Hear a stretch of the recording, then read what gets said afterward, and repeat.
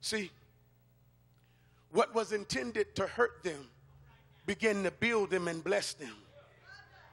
Through their affliction, they multiplied, because affliction will always give birth to growth.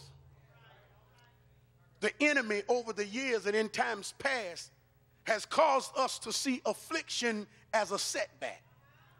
But the text revealed that your afflictions, your pain, is nothing but a setup. See, we've been taught to avoid problems, to avoid trouble. But the text said that your trouble have you at your best when you're increased. See, I'm really at, whether I know it or not, I'm really at my best when I'm going through. Come on, some of y'all ain't saying that, but listen.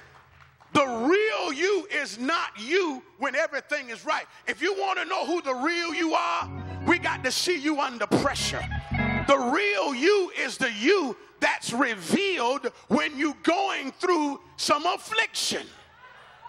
So as a person, as a pastor, I am at my best because my affliction pushes me to do some things that I probably would not have done under normal circumstances. Your affliction ought to increase your prayer life. Your affliction ought to increase your Bible reading. Your affliction ought to increase your church attendance. Your affliction ought to help you.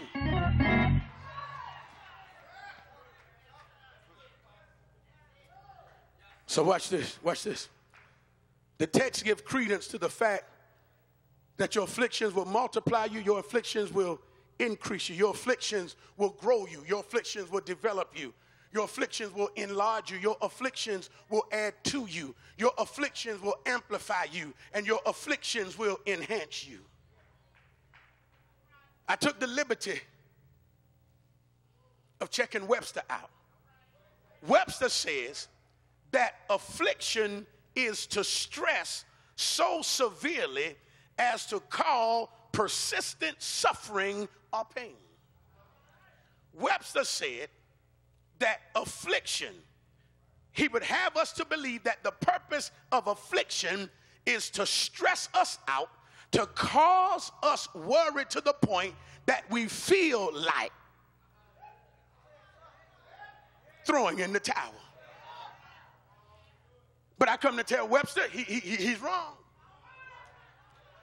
Webster might be right about a lot of things, but he ain't right about this one. Because God got a totally different definition of affliction. God's definition is, affliction is the thing that I use when I want to get the best out of Aiken.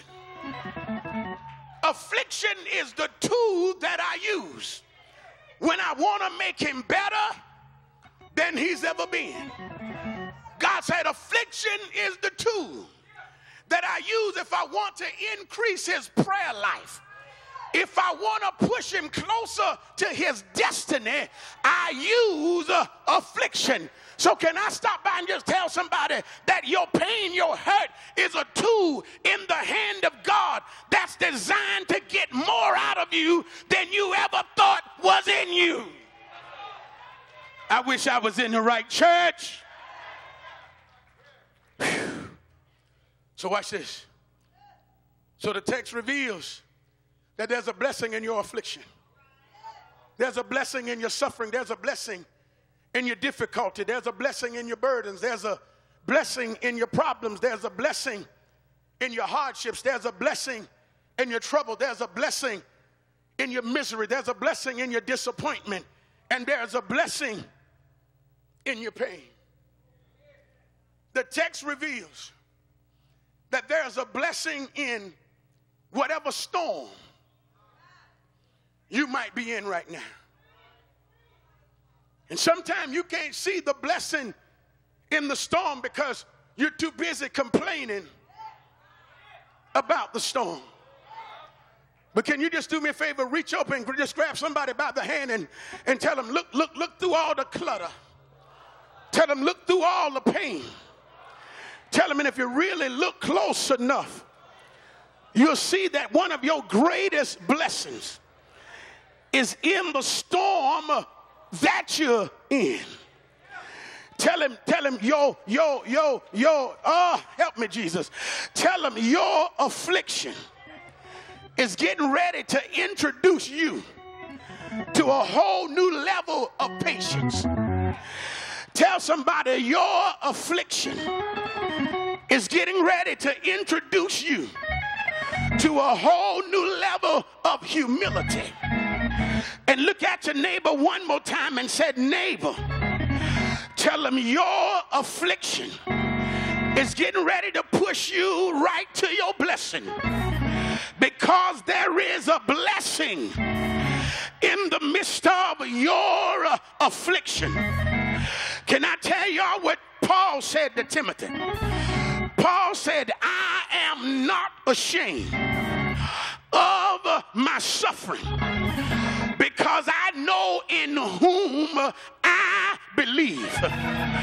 And he said that I am persuaded. I dare to look at your neighbor and said, even in my troubles, tell him, even in the midst of my affliction, tell him I am persuaded that he is able to keep that which I have committed unto him against that day.